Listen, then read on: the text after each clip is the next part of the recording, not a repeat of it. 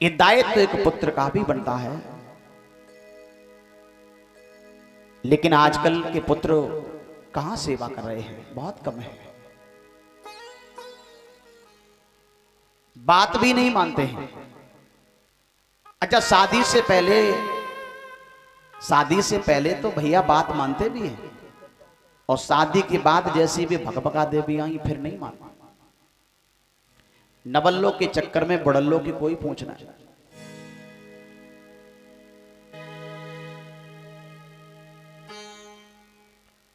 फिर तो बे ही हैं बहु माता और गौ माता जो कुछ है। क्यों राजेश भैया?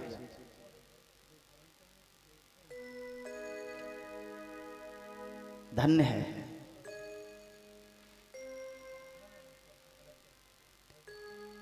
लेकिन मां जैसी देवी और पिता जैसा देवता कोई इस जहां में हो नहीं सकता है। कलयुग के सबसे बड़े देवी और देवता माता पिता ही होते हैं।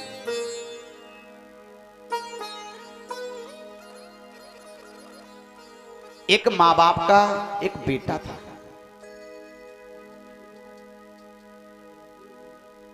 अकेला ही बेटा है। मां बाप ने अपने बेटे को बहुत पढ़ाया, बहुत पढ़ाया, और इतना पढ़ाया परीक्षित जी महाराज, पढ़ाते पढ़ाते पिता के हिस्से में जो जमीन थी, पिताजी ने पढ़ाने में सारी जमीन बेच दी। क्योंकि हर पिता चाहता है कि मेरा बेटा पढ़ जाए और अच्छी नौकरी मिल जाए मेरे बेटे को। पूरी ताकत पिता लगा देता है। मेहनत भी की पिता ने, और मेहनत के बाद जब नहीं पार पड़ी तो जमीन बेच दी पढ़ाने में। लेकिन बेटा को इतनी उच्च कोटि की शिक्षा दिलाई, बहुत उच्च कोटि की। लेकिन हुआ ऐसा, जमीन भी बिक गई और बेटा तो पढ़ ही रहा था, तब तक पिता को पड़ गया अटैक। पिता को अटैक पड़ गया। अब पिताजी दुनिया से चले गए। अब वो केवल मां रह गई। बेटा पढ़ रहा था, पर मां ने फिर भी बेटे के हौसला को गिरने नहीं दिया। दूसरों के खेतों में मजदूरी करने के लिए मां जाती थी, और मजदूरी से जो पैसा आता था वो अपने बेटे को दिया करते थे। और बेटा जब पढ़ता गया तो भगवान की ऐसी कृपा हुई कि एक दिन उसने एक अच्छी नौकरी में अपना फॉर्म भर दिया, और भगवान की कृपा से उसका नंबर आ गया। और जब नंबर आ गया माता बहनों भाइयों, तो उसे मालूम पड़ा कि नौकरी प्राप्त करने के लिए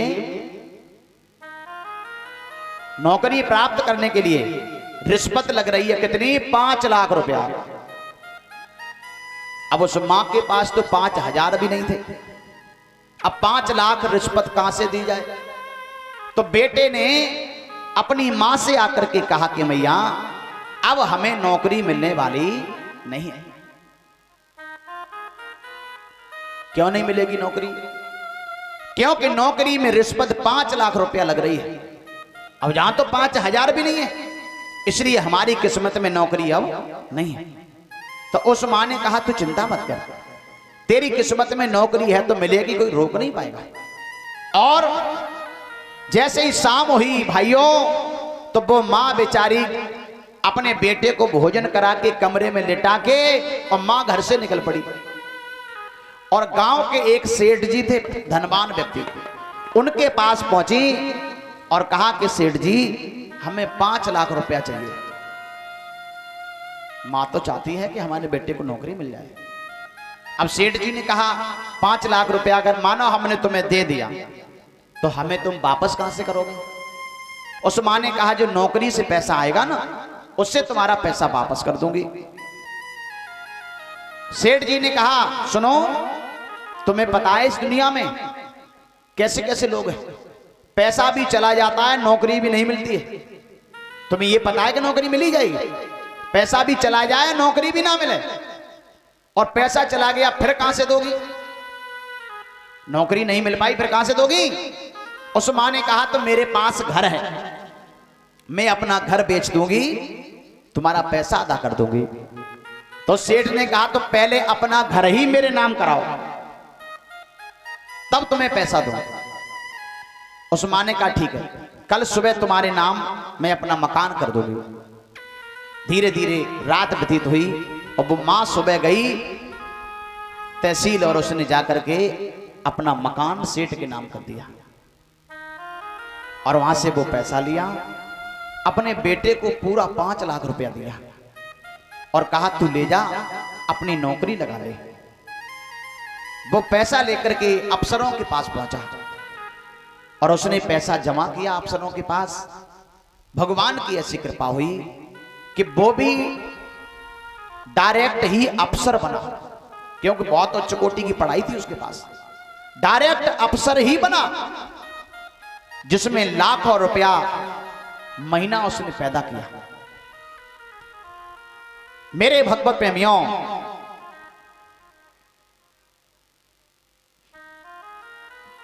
आज धीरे धीरे धीरे धीरे जब लाखों रुपया पैदा करने लगा है, अब अपनी मां को भूल गया परीक्षित जी। पैसे के चक्कर में मां को भूल गया कि मेरी मां ने मेरी नौकरी के लिए घर बेच दिया था।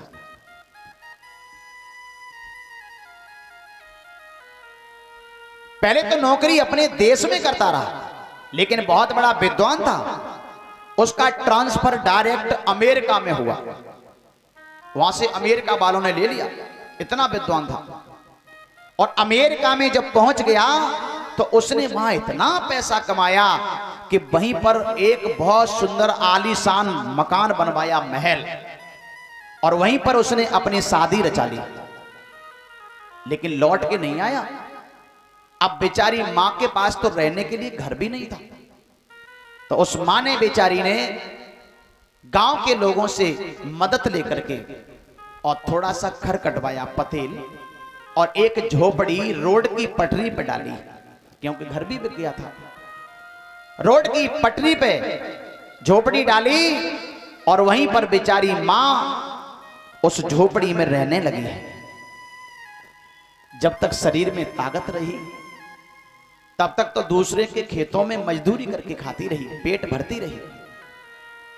और जब ताकत नहीं रही तो रोड की पटरी पे बैठ जाती है और कोई निकलता है उससे कहती है कोई मुझे एक रोटी का टुकड़ा दे दो। जिसका बेटा एक अफसर हो और उसकी मां एक रोटी के टुकड़े को तरस रही हो, धिक्कार है ऐसी औलाद को। कोई डाकिया आता है, डाकिया उससे पूछती है डाकिया से, अरे डाकिया भैया, क्या मेरे बालक का कोई पत्र आया है? डाकिया मना कर देता है, नहीं नहीं, तेरे बालक का कोई पत्र नहीं आया है।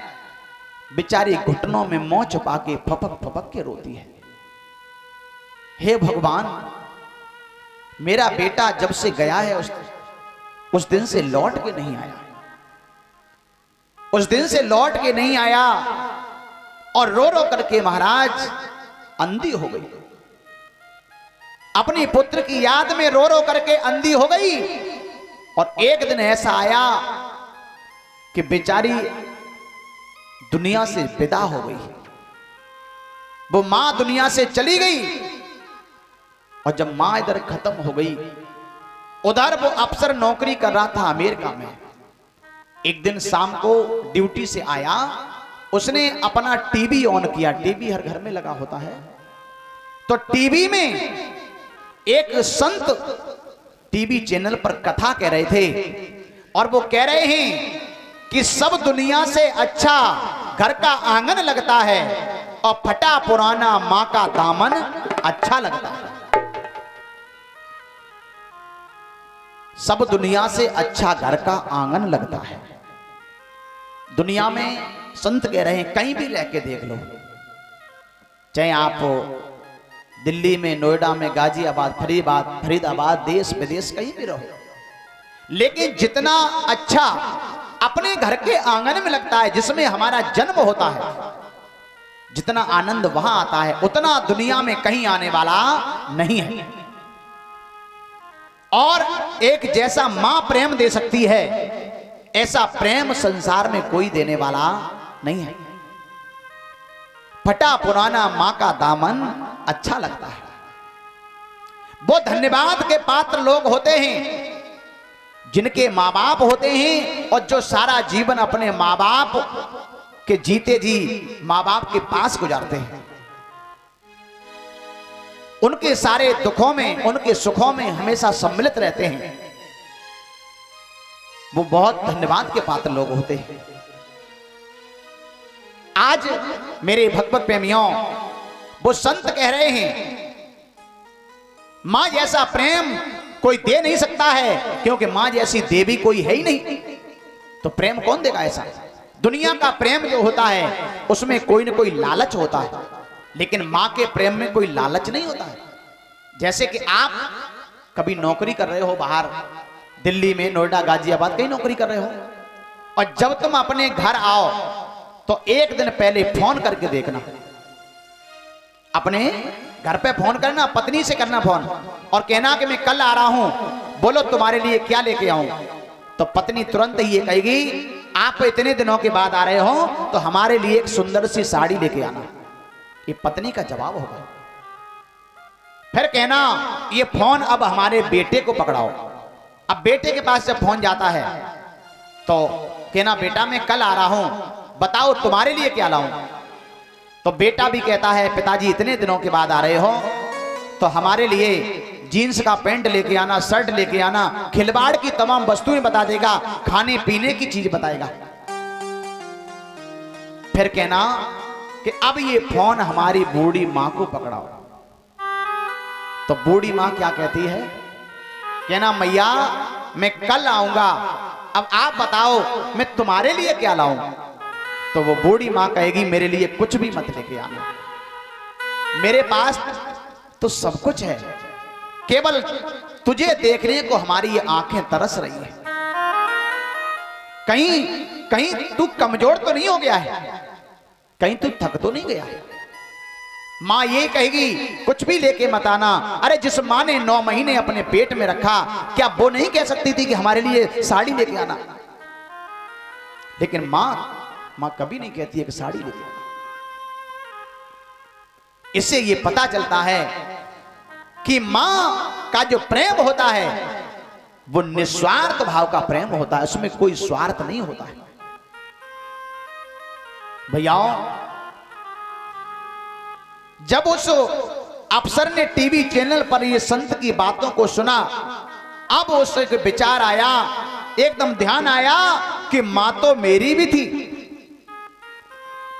पिता तो मेरे भी थे, लेकिन पिता तो मेरे खत्म हो गए थे मुझे पढ़ाते पढ़ाते, और मेरी मां गांव में है, और मेरी मां ने मुझे नौकरी दिलाने में घर बेच दिया था। अब उसे अपनी मां की याद आने लगी, अपना गांव याद आने लगा। लेकिन ऐसी याद आने से फायदा क्या है? जिनके माता पिता दुनिया छोड़ के चले गए, उनकी हमने कोई सेवा नहीं की, फिर बाद में पछताने के अलावा क्या है? गुरु की, पिता की, अपने माता पिता की, मित्रों की कब याद आती है? जब वो दुनिया से चले जाते हैं, तब हम उनकी महिमा को समझ पाते हैं। और जीते जी हमने अपने माता पिता की महिमा को समझ लिया होता तो हमने उनकी सेवा कर ली होती, और सेवा कर ली होती तो इतना दुख नहीं होता। मैयाओं, आज वो अफसर अपनी पत्नी से कह रहा है मैं अपने गांव जा रहा हूं, मैं अपनी मां से जाके मिलूंगा। मैं कितना अभागा हूं, मैंने अपनी मां की कोई सेवा नहीं की।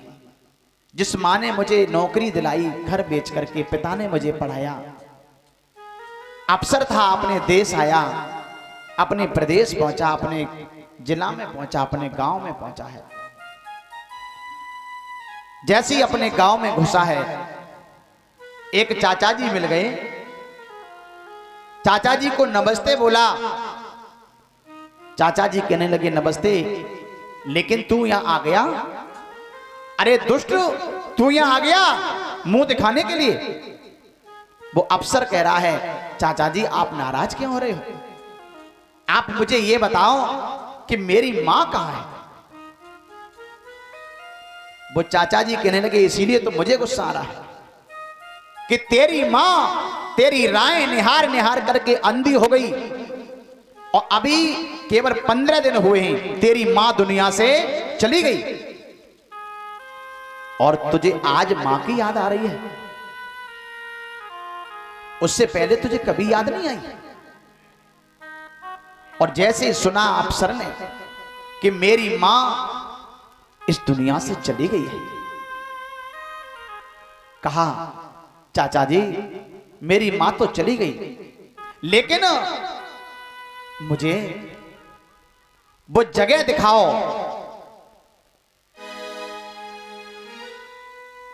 आदरणीय अनिल भैया की तरफ से 1 रुपया भेंट किए जा रहे हैं। आशीर्वाद भगवान का बना रहे, जीवन खुशहाल और मंगलकारी बना रहे भैया का। वो जगह हमें दिखाओ जिस पर मेरी मां रहती थी। कहां रहती थी? उसने तो घर बेच दिया था। अब चाचा जी कलाई पकड़ के ले गए और उसी झोपड़ी के पास ले जाके खड़ा कर दिया रोड की पटरी पर। इसमें तेरी मां रहती थी। अब वो अफसर जैसे ही उस झोपड़ी के अंदर घुसता है, माता बहनों क्या देखा? उसमें एक टूटी चारपाई पड़ी थी और उस टूटी चारपाई पर बहुत फटे पुराने वस्त्र पड़े हुए थे जिनमें बहुत बदबू आ रही थी, गंदे वस्त्र। एक एक करके कपड़ा उठा उठा के रखने लगा। सोच रहा है कि मैं कितना अभागा हूं, मैं इतने अच्छे कपड़ों में रह रहा हूं और मेरी मां इतने गंदे कपड़ों में रहती थी। मैंने तो अपनी मां को सुंदर कपड़े भी नहीं पहना पाए। हे भगवान तू मुझे कभी क्षमा मत करना। अब उसने सभी जब कपड़े उठा उठा के एक तरफ रखे तो भैया उन कपड़ों के नीचे एक पत्र लिखा हुआ रखा था। उस मां ने दूसरे से लिखवाया था, वो पढ़ी लिखी नहीं थी मां। और उसमें क्या लिखा है? मां की आत्मा की आवाज लिखी है। उसमें लिखा है बेटा तू दुनिया में कहीं भी रहना लेकिन हमेशा सुखी रहना। दुनिया में कहीं भी रहना पर सुखी रहना। और मेरे लाल तू इस गांव में ठीक नहीं आ रहा है, क्योंकि तू इस गांव में आएगा तो लोग कहेंगे देखो कानी का आ गया, कानी का आ गया, क्योंकि मेरी एक आंख फूटी है। और मेरे लाल तुझे ये पता नहीं कि मेरी आंख फूट कैसे गई। अब उसमें नीचे लिखा है कि जब तू छोटा था तो एक दिन किल्ली डंडा खेलने के लिए बच्चों में निकल गया, धोखे से तेरी आंख में किल्ली लग गई, तेरी आंख फूट गई। और उस समय तेरे पिता घर पर नहीं थे। मैं तुरंत तुझे उठा करके ले गई डॉक्टर के पास। तो डॉक्टर ने कहा अगर किसी दूसरे की आंख मिल जाए तो इस बच्चे की आंख ठीक हो जाएगी। मेरे लाल मैंने तेरे पिता को नहीं पूछा और अपनी एक आंख निकलवाई और तेरी आंख में डलवा दी। तेरी आंख ठीक हो गई लेकिन मैं कानी हो गई। उस दिन से लोग मुझे कानी कहने लगे। और तू इस गांव में ठीक नहीं आ रहा है, तू आएगा तो लोग कहेंगे देखो कानी का आ गया, कानी का आ गया। और तू एक अफसर बन चुका है तो मैं नहीं चाहती हूं कि कोई तेरा अपमान करे। मैं तेरे अपमान को सहन नहीं कर पाऊंगी, तू ठीक नहीं आ रहा है। माता बहनों जैसे ही उस अफसर ने ये शब्द पढ़े एकदम पछाड़ खा के धरती पर गिर पड़ा। मेरी मां ने अपनी आंख निकलवा के मेरी आंख में डलवा दी। ऐसा उपकार इस संसार में कोई नहीं कर पाएगा। हे मेरी मां मैं तेरा ऋण अब नहीं उतार पाऊंगा, अब नहीं उतार पाऊंगा।